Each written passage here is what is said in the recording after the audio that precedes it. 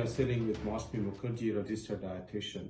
And today's topic is really dear to my heart. It's about how to start whole food, plant-based diet. What do you think, Moushumi?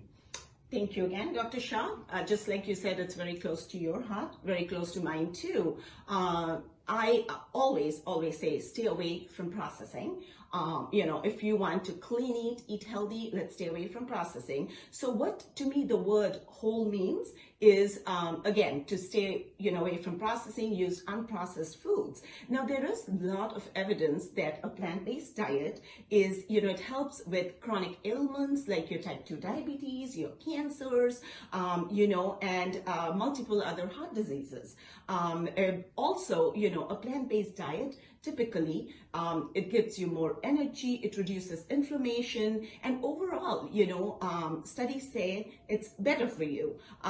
And now, what are the advantages? What are the disadvantages, if you may ask? I would say plant proteins, they have phytonutrients. They've got antioxidants, which you are not getting from your parallel animal protein. Now, animal proteins, on the other hand, they might give you higher levels of cholesterol. They might have higher saturated fats, which we do not want, right?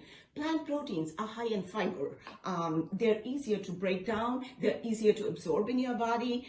They're lower kilocalories. So if you're trying to maintain your weight, if you're trying to, lose weight, I'd say plant proteins are the way to go. Now, again, if you're transitioning from, animal protein to plant protein, go slow, go gradual, maybe 1 to 2 times a day, 1 to 2 times a week of the plant protein, and then, increase it. You'll start seeing those helpful benefits yourself. So, yeah. Those are some excellent tips. This week we have spent with Moushumi Mukherjee, and to be frank with you, this was one of the most complete nutrition education I have received in 15 minutes you will be watching over this week.